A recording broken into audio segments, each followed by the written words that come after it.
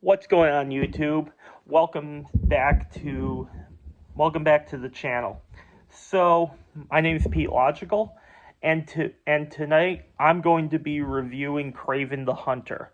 So, this one came out on digital earlier in the week, and I watched it on both Wednesday night and Thursday morning. So just to refresh my memory on what I saw, because it was kind of late at night when I watched it the first time, and I wanted to make sure that I caught everything that there is to catch about this film, just to give you as detailed and as accurate of a review as I can. So, few things before I get on into this. Number one, all film is subjective. These are just my thoughts. Number two, I've heard a lot of negative buzz about Kraven over the past couple weeks to months since this film is released. So I'm not gonna be that person who just hops on a trend and just repeats everything that you've heard about this movie from other people.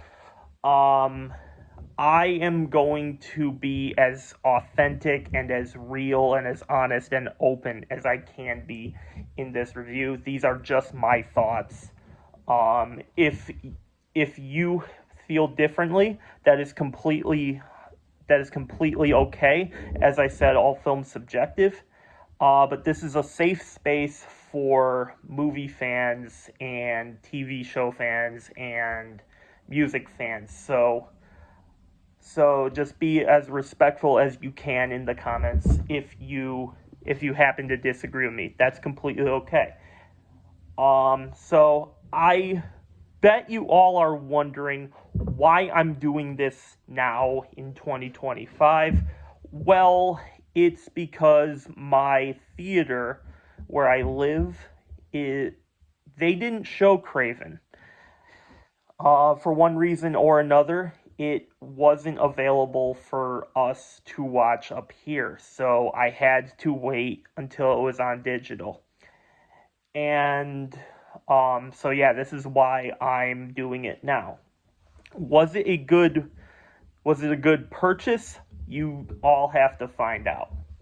And at the end of this review, I will compare this movie to the ones towards the bottom of my year-end movies list from 2024. All those streams are available to watch on my Facebook page. Just follow me, Peter Paoli II, for all of that. Or if you want me to translate that to YouTube, I could do that for all of you, if that would be easier for you. But yeah, because I've got a couple of people have let me know that they don't really like this movie, and I probably should put Kraven under Madam Web. And I'm like, okay, but we'll cross that bridge when we get to it. Well, I'm at the bridge right now, so let's dive in. I'm going to give you the cast of actors before I go into my review, but if you do me a favor and hit the like button on this video and subscribe to the channel for more movie content just like this one, and ring the bell for notifications, just so that you are notified whenever I post and upload. So, the cast for Kraven the Hunter is Aaron Taylor Johnson, is Sergei Kravinoff, aka Kraven.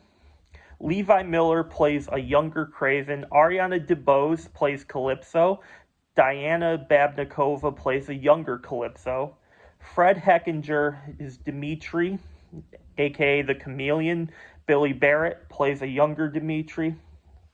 Alessandro Nivola is the Rhino. Christopher Abbott is the foreigner. Russell Crowe plays Kraven and Dimitri's dad, Nikolai Kravenov. Murat Steven, again, I could be butchering these names as I go along, is Omer Aksoy. Yuri Kolokolnikov, I hope I'm pronouncing that right, it plays Semyon Chorny, and Tom Reed is Bert. So that's the cast, and is there any standouts in this film? The one person who I feel had the best role in this film is the main character, Aaron Taylor Johnson, as Kraven the Hunter. And speaking of Aaron Taylor Johnson, let's move on to the positive section. So I do my reviews in a positive, mixed, negative format, where the positives are the stuff I liked. Mixed is either something like that I feel isn't necessarily good or bad, or it's something I gotta point out, or a fun fact for all of you to know about the movie in any sense of those terms. Or if there's a post-credit scene, I will mention to it in a non-spoiler fashion in the mix section of the review. And obviously the negatives are the stuff I didn't like. So with that out of the way, let's dive in. So starting with the positives, Aaron Taylor Johnson to me is clearly the best actor in this film. He is a straight up savage as Kraven the Hunter, in my opinion. Basically, he plays the typical anti-hero where if somebody that he deems as valuable, like a relative or a friend or a object of choice or an animal that's in danger, he will basically stop at nothing to make sure they're all right. And he has a few moments in the big epic action scenes where the dude puts in the work, and you can tell he's trying to sell this movie as like he does in all of them, because he's a terrific actor, and that does not change at all from this performance. The movie itself is kind of meh, so that might be an indicator of how I feel about the film, but Aaron Taylor Johnson, in my opinion, crushed it in this role. Another thing I liked, the next positive, is Kraven's relationships with Dimitri and Calypso.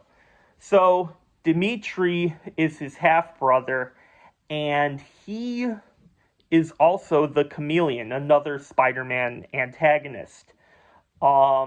I'm not too familiar with Calypso, though, and I was a big comic reader when I was a kid. Spider-Man is my favorite character of all time, so I read a lot of Spider-Man comics. I'm not too familiar with Calypso, if I have to be completely honest with some of you. So this was my first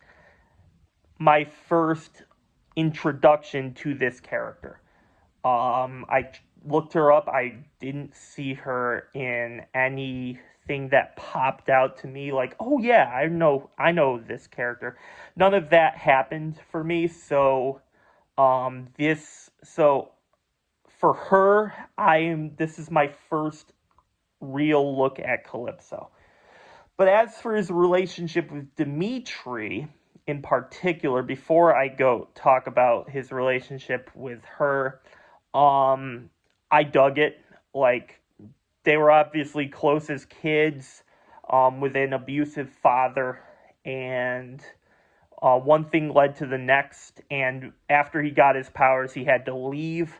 So Dimitri had his own character arc away from Kraven himself. And but whenever they're together, it's like the two have never left each other. So that was kind of inspiring to me because I'm close with my brother, and so for me, I could see a bit of our siblingship in these two characters. I'm not saying the movie is amazing. I'm not even saying this particular character relationship is is perfect either. But to me, it was one of the things that stood out to me in a positive way. So that's why it's here. As for his relationship with Calypso, again, I'm not too familiar with her, but real quick, I try to avoid spoilers as best I can.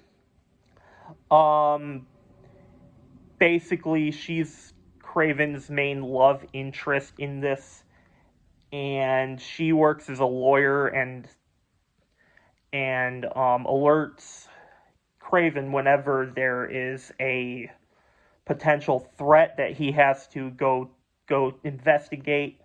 So that was all good. Again, we've seen that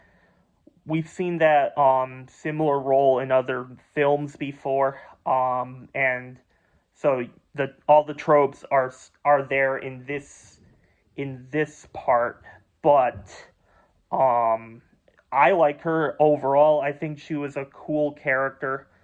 And yeah, that's just my thoughts on his relationships. My third positive that I'll say is the action sequences. Basically, whenever there was a big action sequence in this film, I was hooked in the movie. And that's where I got most of my enjoyment out of the film. I thought all the action sequences were incredible. There's a bunch of scenes where Aaron Taylor Johnson is taking down the Russian mob, and stuff like all that fun stuff. So I think it was his role in this film was inspired by his role in the Kick-Ass movies, where it followed a very similar concept to this one. And the dude just, as I said before, Aaron Taylor Johnson's one of my favorite actors, if not my favorite actor working today. And he was absolutely sensational in this particular film. And basically whenever there was a big action sequence, someone was taken, he would stop at nothing to get them back. A standout action sequence that pops into my head is towards the middle of the film, where his brother was taken by the Rhinos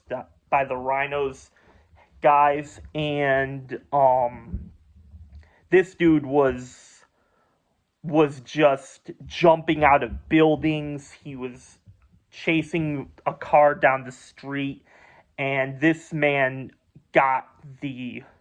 was out there stopping at nothing in order to make sure his brother was all right. And another thing is where at the beginning of the film he starts taking down random Russian mobsters. All that was cool, and the final fight definitely was a step up from the previous two films in this Sony Spiderman Universe, which we'll get to later. Another thing is, of all the side characters not named Dimitri and Calypso, if I had to give one more shout out to somebody, I think that that next guy would be the Foreigner for me. I don't know why, but every time this dude is in action, he is a straight up badass and just an overall cool character. Like, he has that typical spy attire where he has the long brown coat and the glasses and just the typical assassin slash spy role, and I think he was pretty cool in this. So I'm not too familiar of him as a character either, but definitely he's one of the standouts in the movie for me. All right. My final positive on here is, and I don't know if this is a hot take, but I'm just comparing this version of the Rhino to the one we had in the Amazing Spider-Man movies. And out of the two versions of Rhino that we got now, I don't think either of them were spectacular. There are a few issues with this Rhino that I would like to point out after I say this thing, but I do think I prefer this version of Rhino to the one from the Amazing Spider-Man movies. I've come around on the Amazing Spider-Man 2, so if you guys would like sometime down the road, maybe as like a side project on this channel, I can review all the Spider-Man movies in order. That would be pretty cool to get you my thoughts on all of those. But yeah, I've come around on the Amazing Spider-Man 2. I used to dislike it, but maybe it's just I've had a change of heart since No Way Home came out, or another thing, but overall I feel completely different about that movie than I have before. However, that does not exclude the absolute joke that was that movie's Rhino. Basically, in that one, Paul Giamatti, who I respect as an actor, played the same character, but his version was just very comedic and comedy relief, and it just didn't work for me. And I thought the mech suit was kind of dumb as well. What I do like about this version, though, and why I think it's a little more comic book accurate, is one, he's a Russian agent. Two, I liked how the suit looked. Well, it's not really a suit; it's his skin in this, which is a little weird. But whatever, I can let that slide. But he looks more accurate to the one in the comics, where he has bulletproof skin and he has the horns on his head, and overall I just think that version is what we should have had before. My only issue with this character's Rhino is I wish the actor was a little bit bigger. Like if we had someone Russell Crowe's size as the Rhino, I think that would work, but obviously Russell Crowe can't play that character now. But I think someone a little bigger than the actor we had would have been better, but again, that's just a nitpick. But overall, I think definitely this movie had the better Rhino for me. All right. Now let's move on to the mixed aspects. And again, these aren't good or bad. They're just some things that don't necessarily fit in either of them. So the first one is the CGI. I think the CGI, whenever they were in a city or an action sequence, I think in those elements, it worked for me. My issue with the CGI, and this is why it's in the mixed aspect, is that whenever they're outside in an open field or like a forest or like basically anywhere that isn't in an enclosed space, I think it looks kind of spotty. I'm not going to say it's bad.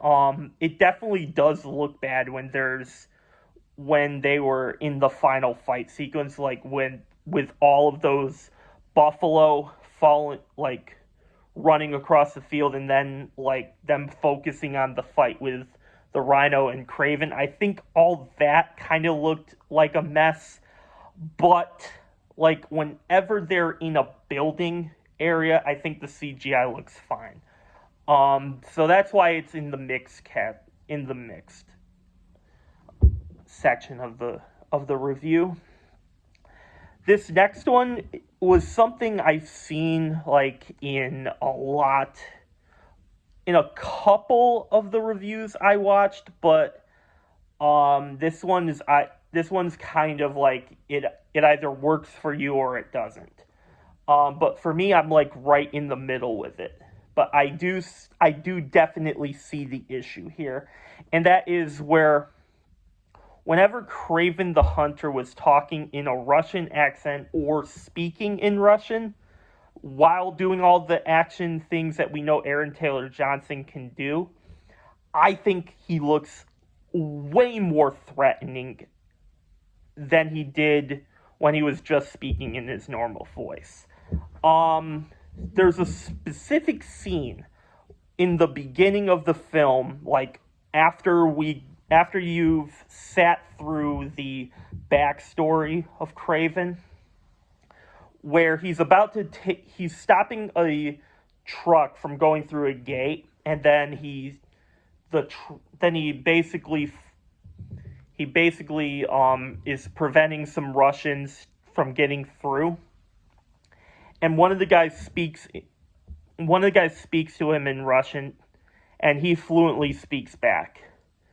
And then another person speaks Russian, and then like Aaron Taylor Johnson just stops speaking Russian like all of a sudden. And it's just like, I don't know, it was just kind of weird for me.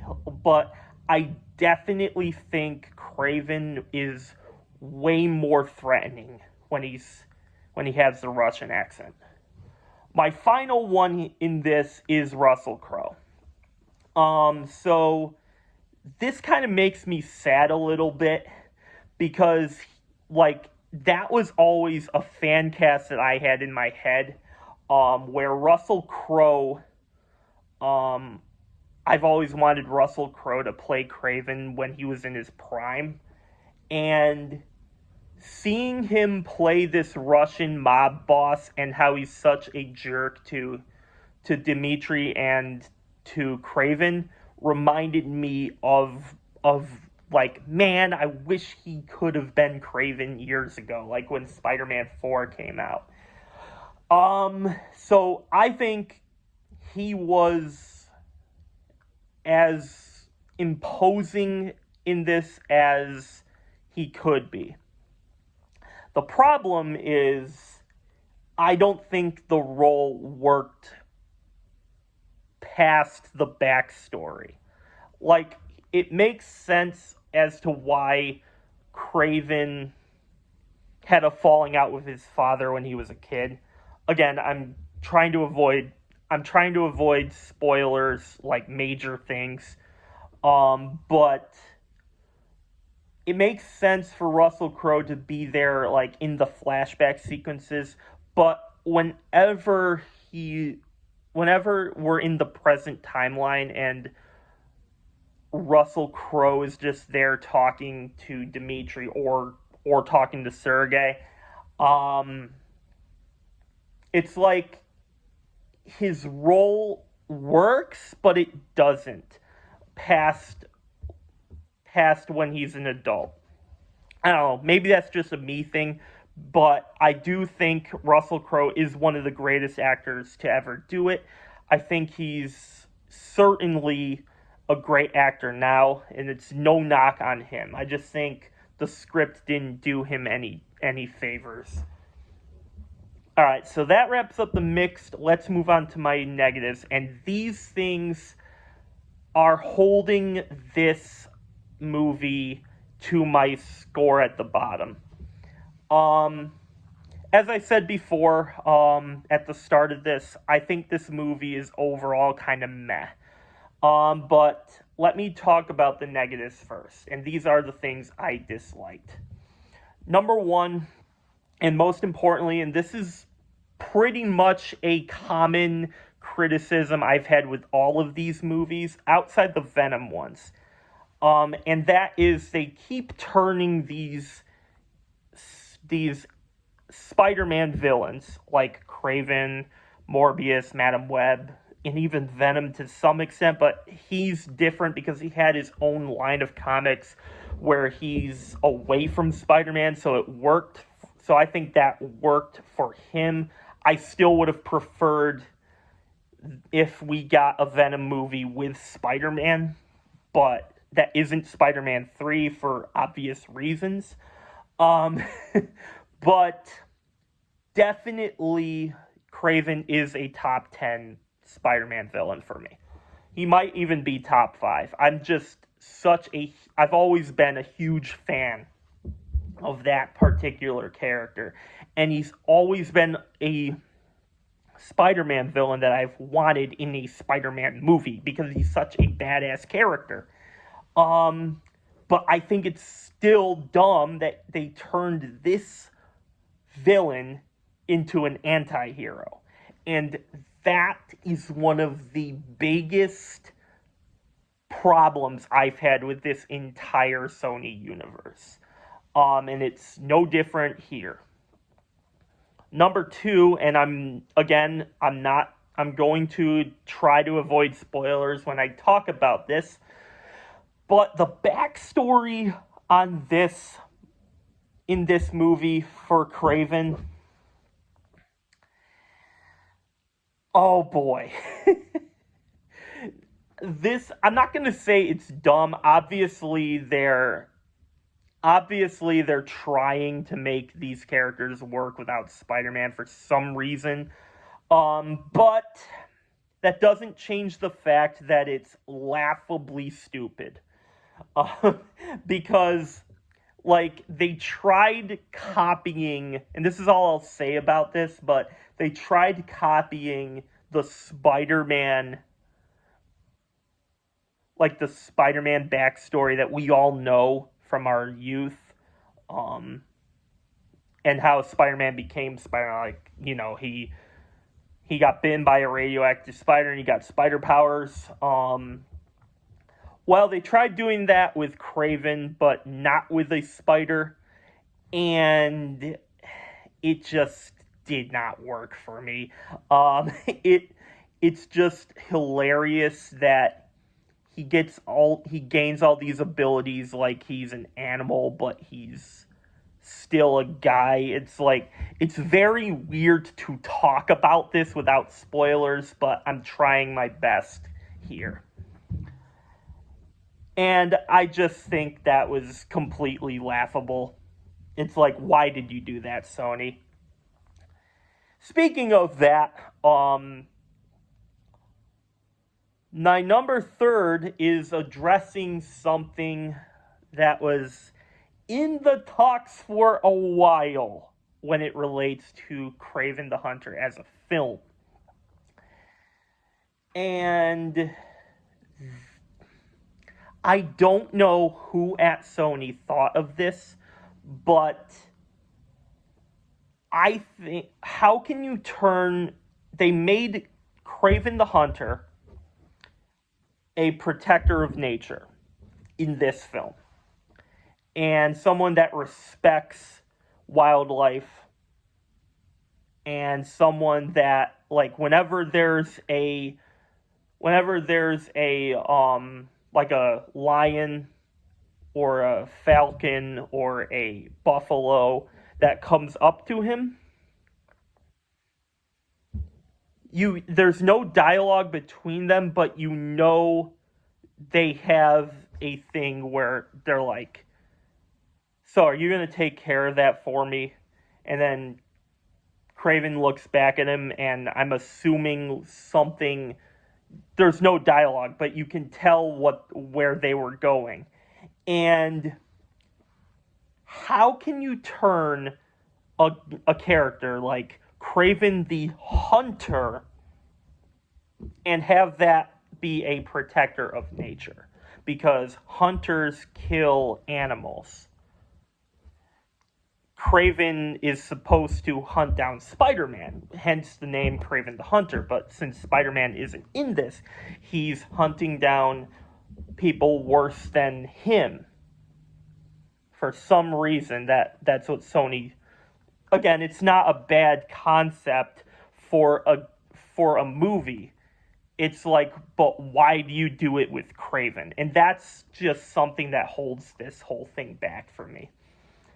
The fourth thing here is, now I said in my positives that I liked all the action sequences in this film, and that still holds true. I think Aaron Taylor Johnson knocked this role out of the park in the fight scenes. The problem I have with it is that they've had Kraven the Hunter doing some of Spider-Man's classic moves from the movies and the games. And it's like, wait a minute. Why can't you just have Spider-Man in this movie? And have Spider-Man do all that, and like, you can still have Kraven fight him, but like, again, it just doesn't work with Kraven, and that's the problem I have with this. They had Kraven do all of Spider-Man's moves. Like, there's one scene he's climbing up a wall in the Spider-Man position. The other one is he's, like, people are shooting at him and he's doing all these acrobatic stunts in the air. Again, I like Aaron Taylor Johnson as an actor, and I think he brought as much as he could to the character. But you should have had Spider-Man in this film if you're going to have anybody do those kind of moves. And I guess that's what I'm getting at here. And the final one I have is, oh boy, this dialogue, man. This one, you know what? I don't think this is as bad as Madam Web's dialogue, because famously, I said that the dialogue in Madam Web gave Star Wars Attack of the Clones a steak dinner, in terms of, like, it was some of the worst things that I've ever heard. Well, there are some lines in this movie I don't know if you can get away with in any other context. Like, number one, there's one where Kraven's mom gets killed, and there's another line, like, in the same context where, oh, you haven't seen him in a while. And like, yeah, that's fine. There's another one, and this one this one had me laughing, right? And it relates, again, when Kraven is in the open field and his dad is teaching him how to hunt, and Russell Crowe looks to the rhino and he says, I'm teaching my sons I'm teaching my sons how to stalk, or something like that. And I don't remember the exact terms he used, but it's like, bro, how are you getting away with that? And then there's another one with Calypso, where Calypso is talking to her grandmother, and just it's the same kind of thing we've heard before. Like, oh, you come from a line of very strong women, and it's like, yes, cool. Like, again, I'm not too familiar with Calypso's backstory, as I said multiple times in this review, but those, like, and those are only like the three that came to my mind first, and there's a whole boatload of other things that I could list here, but that would turn this into an hour video. And I think you see my point. Like, this dialogue was all over the place, and it had major issues between these characters. All right, so on Rotten Tomatoes, the critics gave this a 16%, and the audience gave this a 74%. Now, my score, and I'm doing a star rating and a percentage for the first, in my reviews going forward. So, overall, I'm sitting at a 3 out of 5 for Kraven, and a 60% out of 100 percentage-wise. So I'm going to give this a 60% / 3 out of 5. And basically, if you are a comic book fan, I think you might have already watched this movie and you just don't plan on watching it again. And that's fair. Again, I don't think this movie was great in any department. I thought Aaron Taylor Johnson was good, but aside from him, there's issues all over here. And I don't think this was as bad as Madam Web. But you know what? Just so that I can say that I did this, I am going to go over my year-end list right now before I let you guys go. And so my worst film of 2024 is Madam Web, and that will stay like that. Do I think this is better than Joker? Yes, I do. Do I think it's better than Night Swim? Yes. Do I think this is better than Mufasa?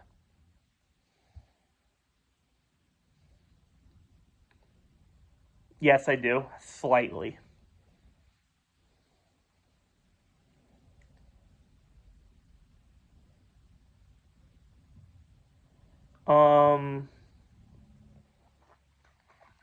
Do I think this is better than Mean Girls? Yes, I think it is. Despicable Me 4?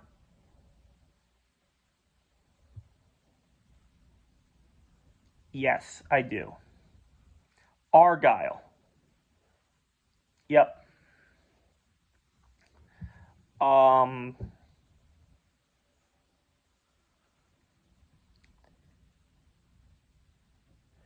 Disappointing but watchable. 32. The Watchers, do I think it's better than The Watchers? Yes. But do I think it's better than Venom 3?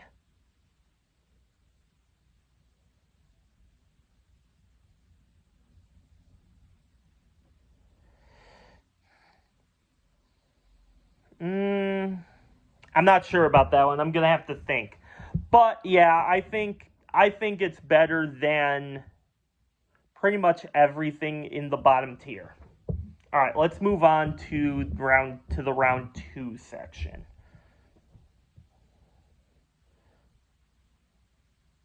I don't think it's better than Red One.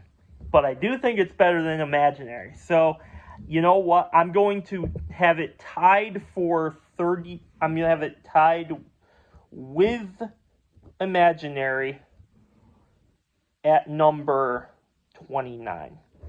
And that is where Kraven will fall on this list.